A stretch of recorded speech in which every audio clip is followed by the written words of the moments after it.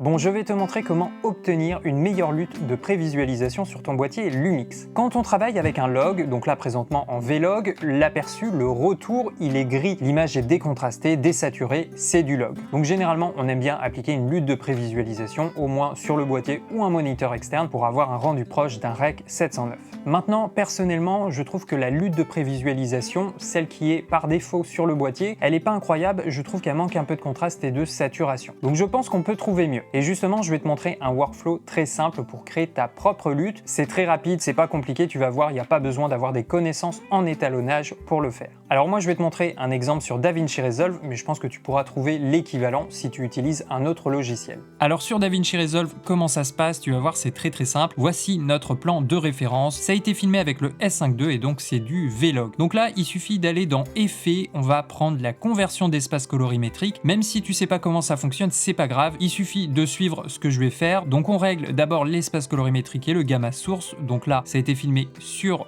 du Panasonic Vegamut et au niveau du gamma, on est sur du Vlog. Et puis l'espace de destination, bah nous voilà, c'est du Rec 709 ici et le gamma, généralement, c'est du gamma 2.4.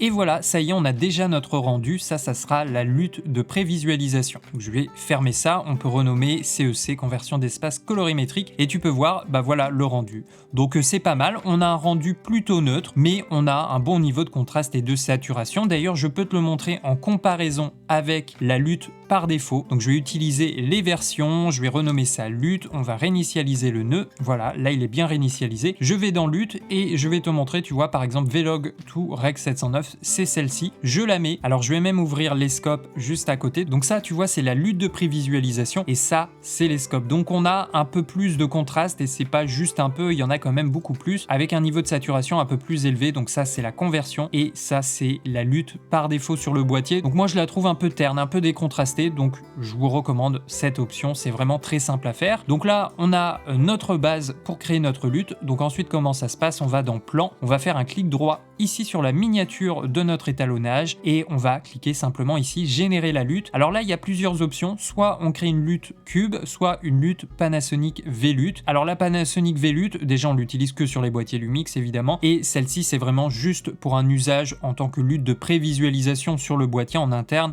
Si c'est pour des moniteurs externes, on va pas trop l'utiliser. Donc c'est au choix. Soit tu utilises celle-là, soit la cube. Donc c'est soit la 17 points, soit la 33 points. Là moi je vais plutôt prendre la V-Lutte, mais le rendu sera le même. Donc on clique dessus, voilà. Et là on va tout simplement la renommer. Alors à faire attention au niveau de la carte SD, il y aura une limitation de caractères si vous êtes en exFAT ou non. Donc évitez les noms à rallonge. Donc pour l'exemple, je vais peut-être mettre Vlog Rec 709, ça devrait passer. Voilà, on l'enregistre. On peut aller voir dans l'explorateur de médias, on a bien notre lutte, le fichier VLT, c'est ce qu'on a créé. Alors tu vois que par défaut, il rajoute une série de chiffres et de lettres, donc ça, moi je conseille de l'enlever, comme ça on est sûr que le nom sera pas trop long. On va garder uniquement ce qu'on a fait, Vlog Rec 709. Voilà, donc maintenant il n'y a plus qu'à copier donc la lutte sur ma carte SD, je l'ai connectée à mon ordinateur, voilà. Donc on met bien la lutte à l'emplacement racine, on la met pas dans un dossier, on la met bien à la base de notre carte. Là voilà, maintenant il reste plus qu'à charger la lutte sur le boîtier. Alors ensuite, je remets la carte SD dans mon boîtier. On va aller dans les menus. On va sur la catégorie personnel. Donc, c'est la roue dentée. Première page, donc paramètres d'image.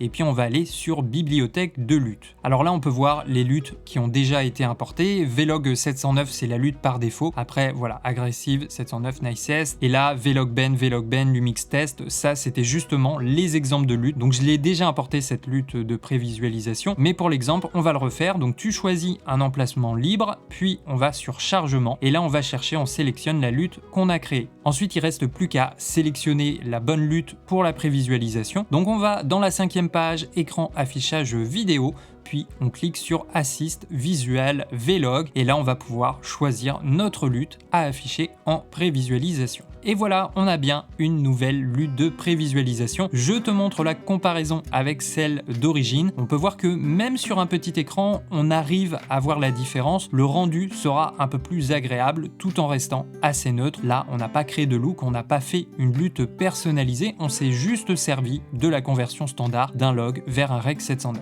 Voilà les amis, j'espère que cette astuce vous sera utile. Alors maintenant, pour tous ceux qui ont un boîtier Lumix S5, S5 II, S5 II X, je rappelle qu'on a sorti une masterclass, une formation complète avec mon ami David de la chaîne Monsieur Caméra. On a sorti voilà une formation complète sur les boîtiers Lumix. Il y a environ 10 heures de contenu, on vous explique de A à Z le fonctionnement de tous les paramètres du menu et de toutes les options du boîtier. Et systématiquement, pour chaque nouveau paramètre, chaque nouvelle option, on vous l'illustre avec des exemples. Mais c'est pas tout, parce qu'on va vous montrer également comment personnaliser votre boîtier, donc vraiment tous les boutons physiques, mais aussi les commandes personnalisées, le menu rapide et puis la molette avec C1, C2, C3, etc. Et en plus, on vous montre nos réglages personnels. Donc moi, je vous montre les miens et David va vous montrer les siens. Donc il y a vraiment un double retour d'expérience. Et puis il y a des leçons bonus, comme par exemple comment utiliser un objectif anamorphique. Donc on va voir tous les réglages qu'il faut faire sur le boîtier. Il y a une leçon sur comment étalonner le Vlog. On voit comment utiliser l'application smartphone avec le boîtier. Ou encore, on vous a même préparé une liste de recommandations d'objectifs pour votre boîtier Lumix. Si ça vous intéresse, vous avez les liens en description. Chose à savoir également sur la période de mai, si vous précommandez un Lumix S5 II X, attention S5 II X, avec le magasin Miss Numérique, la formation est totalement offerte. L'offre est valable du 9 mai jusqu'au 5 juin, donc ça peut être intéressant. Et puis également à partir de juin jusqu'à une période non définie, il y aura des bundles avec le S5 II et donc notre formation. Et si vous êtes déjà équipé, vous avez déjà votre boîtier, eh bien vous pouvez accéder à la formation directement sur ma plateforme Podia. Tous les liens sont dans la description. Voilà les amis, j'espère que cette astuce pour la lutte de prévisualisation vous sera utile. C'était Benjamin avec Derrière la caméra, on se retrouve tout de suite pour la prochaine vidéo.